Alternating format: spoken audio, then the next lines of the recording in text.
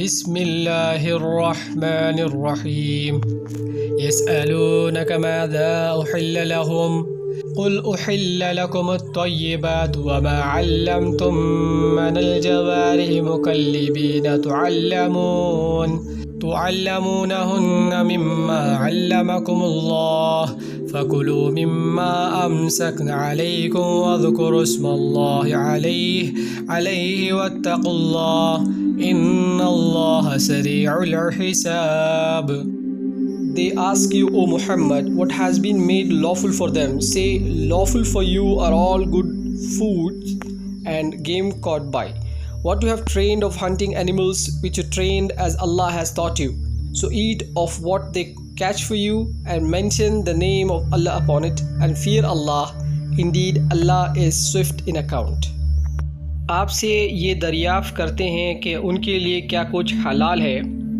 آپ کہہ دیجئے کہ تمام پاک چیزیں تمہارے لیے حلال کی گئی ہیں اور جن کا شکار کھیلنے والے جانوروں کو تم نے سدھار رکھا ہے، یعنی جنہیں تم تھوڑا بہت وہ سکھاتے ہو، جس کی تعلیم اللہ تعالیٰ نے تمہیں دی رکھی ہے.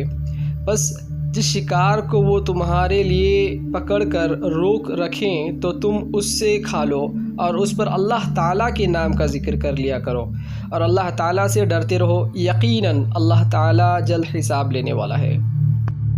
میری درخواست ہے سارے مسلمانوں کو کہ قرآن کو ترجمے کے ساتھ اٹھا کر پڑھیں.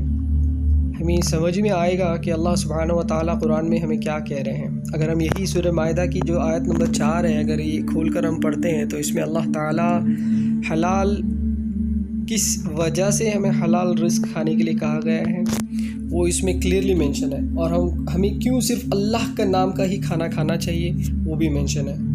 اسی لیے لوگوں کہا جاتا ہے کہ ہم لوگوں کو کبھی کبھی قرآن کو کبھی نہیں، ہر روز 5 منٹ نکال کر قرآن کا جو ترجمہ ہے ہمیں پڑھنا چاہیے.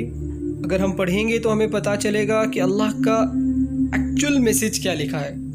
اور میں یہ ہر روز کے جو ویڈیوز بناتا ہوں یہ صرف ایک ہی دماغ میں رکھ کر میں اپنا ویڈیوز بناتا ہوں کہ یہ قرآن کی جو میسیج اللہ تعالیٰ نے جو ہمیں فرمایا قرآن میں وہ میں لوگوں تک پہنچا سکوں. یہاں تک کہ صرف مسلمان نہیں، نان مسلمز جو بھی ہیں ان تک بھی یہ قرآن پہنچے. ان کو بھی پتہ چلنا چاہیے کہ اللہ تعالیٰ قرآن میں آخر کیا کہہ رہے ہیں. ہمارا مقصد یہی ہے کہ قرآن اور حدیث جو ہیں وہ لوگوں تک پہنچے، اور ہمارا کام تو صرف میسیج دینا ہے اور ہدایت دینا یا نہ دینا وہ اللہ کے ہاتھ میں ہے. آخر میں یہی کہوں گا، نماز اور قرآن کی پابندی کر لیں، محمد صلی اللہ علیہ وسلم کی سنتوں پر عمل کر لیں. انشاءاللہ ہماری ساری پریشانیاں دور ہو جائیں گی اور ہماری دنیا اور آخرت دونوں سنور جائے گی. بس آج کے لیے اتنا ہی کافی ہے. اللہ سے دعا کریں کہ ہمیں جنت الفردوس عطا فرمائے. آمین. جزاک اللہ خیر.